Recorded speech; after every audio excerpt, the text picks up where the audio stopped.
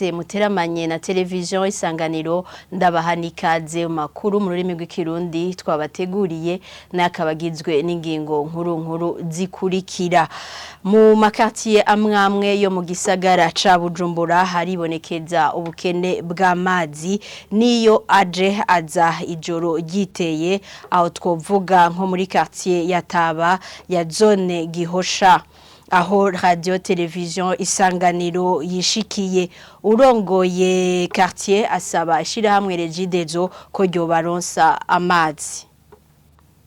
Umushikiranganji w'ikigega ca leta bwemeza ko bwiteguye kuganira n'abadandaza mu masoko yo mu gisagara ca Bujumbura ku kibazo ciduzwa ry'ibiciro by'ibibanza mu masoko ya leta. Honorable Audace Niyonzima amenyesha ko ibiciro bishingwa na leta sikigo OBR kijejwe kwegeranya amakori n'amatagisi. Indonido ryaya nayandi ni mukanyisase.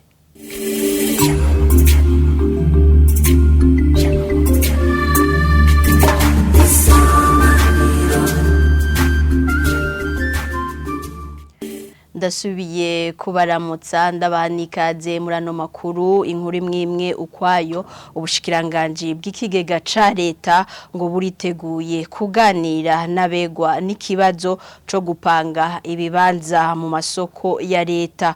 Mu kiganiro na radio televiziyo Isanganiro kuri wa gatatu umushikiranganji yizeza ko ivyo biciro vyo gupanga bishobora gusubirwamwo igihe vyoboneka ko amakuru bafatiye ko mu kubishinga atariyo.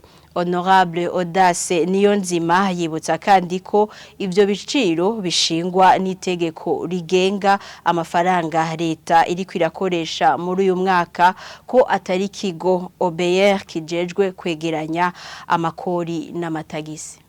Amatagisi OBR toza ari mu itegeko rigenga amafaranga leta ikoresha ku mwaka.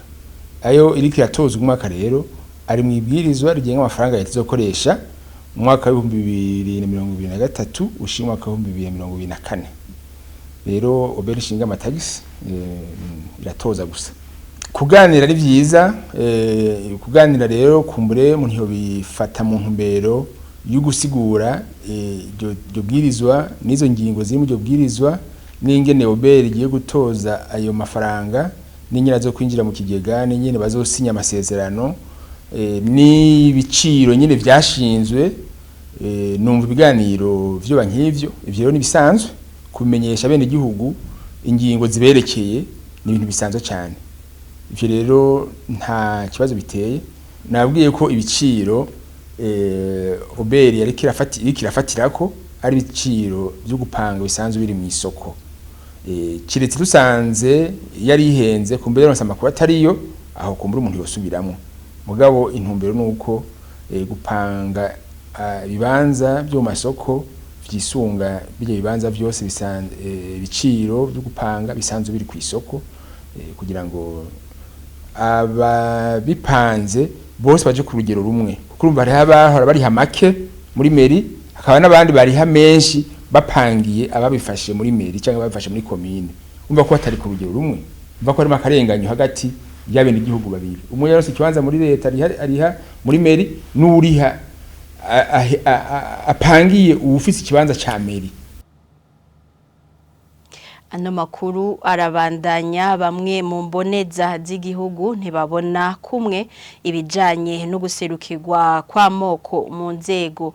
Bamwe babona ko ibitigiri 60% vy'abahutu na 40% vy'abatutsi bikwiye kubahirizwa, abandi bakabona ko bitagikenewe. Babishikirije ku munsi wa mbere inama nkenguzamateka iriko iratanguza ibikorwa byo gusuzuma ivyakozwe ko hakomezwa canke ko hokwemezwa nako cankwe hagakugwaho ivy'ibitigiri vy'amoko. Abo mu bwoko bw'abatwa bo babona yuko badaserukiwe mu vy'inzego. N'inkuru ya Lidi Gahimbare. abashigiye ko ivyo biharuro bigumaho bahagarara ahanini kuri kahise ku Burundi. Prosper Ntawugwamiye avuga ati hari ibikorwa by'imigwi mwimwe bitarava mu nzira. Ibibazo rero by'ubwoko nimugire ngo ni ikintu coroshe, nico gituma rero mbona ibi bibazo nyamukuru nk'ikibazo ca severe kitaratomogwa neza ngo gihere, ibibazo vya CNTB bitarahera, tutabeshanye twoba dukangarije kugwiri mu kurinda yuko tumenya ko abarundi agatima k'amacakubiri kabavuyemo, abarundi bose mu budasa bwacu tube turakingirwa n'itegeko. Gaston Sindimwo ashigikiye ico cyumviro nyene agira ati ibiharagera ku ivyo biharuro bifutwa. Murabe muti mbega igihe la mise en application de l'accord d'Arusha 2005 à aujourd'hui ezigute ihangira abarundi bari bakeneye yarashitsweko kuko no musashaka kwihuta gusanga twabitaye mu mazi vyose kandi twari tumaze kugira umushinge. Uno munsi nitwovuga tuti tuhagarike kwandika ibyo vya quota ethnique parce que ça fait une garantie pour une partie de la population burundaise. Uno munsi tugiye ngo tuvuge tuti ivyo vy'ibitigiri kuramwo badushaka kubasukanye n'iteka. Hagati hariko harababona ko ivyo bitigiri bikwiye gufutwa. Jamye Mutabazi avuga ko kuva kera amareta yamyeho kandi atabitigiri byanditswe. Cyo gituma jewe ndi fondamentalement pour yuko ivyo bitigiri bivamwo.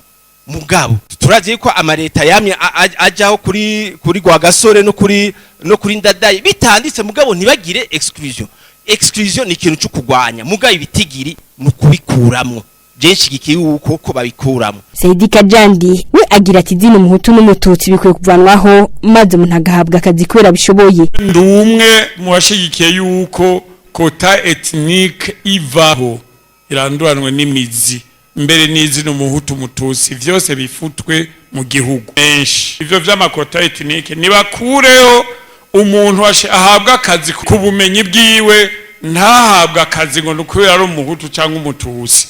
Ibi ntaho tuzoba turiko turava, nta naho tuzoba turiko turaja. Uwashikirije icyumviro ku rwego rw'abatwa we agira ati abatwa baribagiwe muri ivyo byo guserukirwa mu nzego, agasaba ko nabo nyene bohabwa ibitigiri. Mbega nyakubahwa ko mwavuze ko mwagiye yarusha kenshi muri ko muragenda kuraba ivyikumirwa kandi mwari muzi ko mu Burundi hari abahutu n'abatutsi n'abatwa, kuki mwigungiye ko mwenyene mukangagira amaterura nyama abatwa ntimubahe na gato. Ibi rero ico nashaka gusaba, nsaba ko mwiyo ngingo y'amajana 289 ariko uraba ko ivy'ubwoko mu Burundi byubahirijwe canke abitwa bikihari, nukuri ndabasabe ibyo bintu ntimubikore.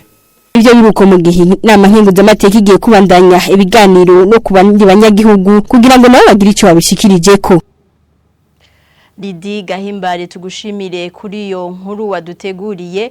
Ano masanamu tukaba tuyakesha radio television by'igihugu. Politike y'umukuru w'igihugu yo gushigikira abari mu zabukuru mu kubaronsa amafaranga yababa nayo bahembwa bakiri mu kazi iriko irashigwa mu ngiro ku rugezo rushimishije. Byashikirijwe kuri uno wa gatatu n'umushikiranganje w'abakozi n'akazi ashikiriza ivyaranguwe n'ubushikiranganje mu mwaka w'2022 ushira umwaka w'2023.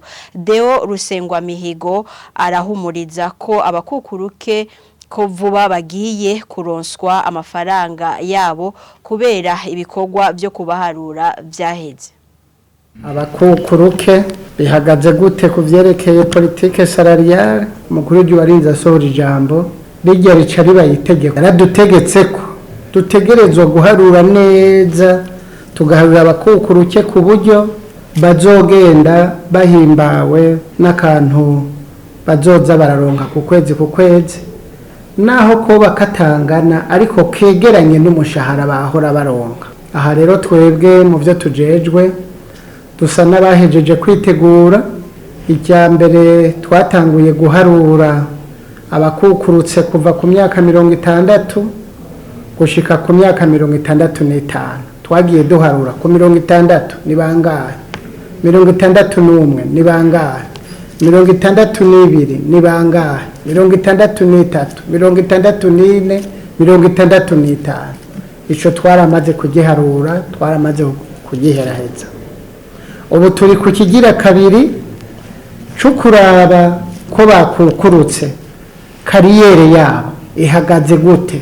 turiko turabaharurira hariya muri kariyeri hariya abakozi bicayeyo arico bariko barakora gusa twabahaye igihe kitarenze ukwezi yuko itariki ya mbere yuko 9 bose boba bararonse ibikaratasi byabo kandi bitumberanye no kubona ko ivyo bakoze bijanye kandi bishimishijwe nuko vyanditse.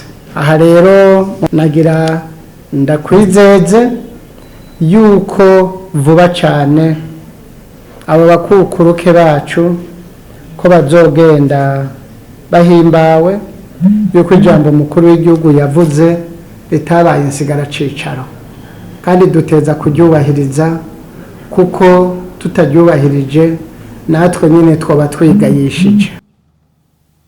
Dusozere ano makuru muri zone Gihosha haribonekeza ubukene bw'amazi muri mu makartier amwe agize igisagara ca Bujumbura nko muri quartier Taba ya zone Gihosha abanyagihugu baridoga ko bamaze amezi arenga 2 bataronka amazi ya Regidezo ku murango muri ico kiringo baronka amazi ku masaha y'ijoro. Urongoye iyo quartier akaba avyemeza agasaba ishirahamwe Regidezo ko yotorera umuti ico kibazo. Ni nkuru ya Sheila Irambona.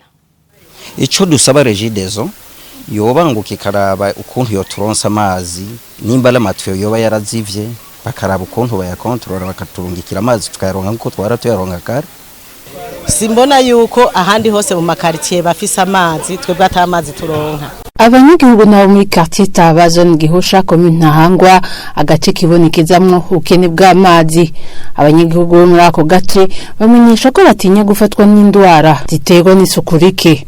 Kubgabo Regidezo imaze amezi arenga 2 itabaronsa amazi baramuse naho bakayaronka mu masaha akuze. Bakayaronka mwijoro nk'igihe cy'isa 9 z'ijoro canke isaha 10.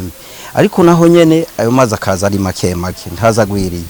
Hama abantu bakajuragirika baronderaho bari buyavome bagahebura. Hariyo nk'ukuntu washobora guca habonekana nk'indwara izi zikunda kuba ziza za kolera n'ibiki. Ivyo biratuma rero abantu bategerezwa kuba boca bafatwa n'indwara. Wirirwa turiruka saa 8 y'ijoro ari naho uhura n'ababandi wikoreye amabido ngo ugiye kuvoma ya mabido bakaca bayakwambura. Zi yuko ufise ibombo mu nzu.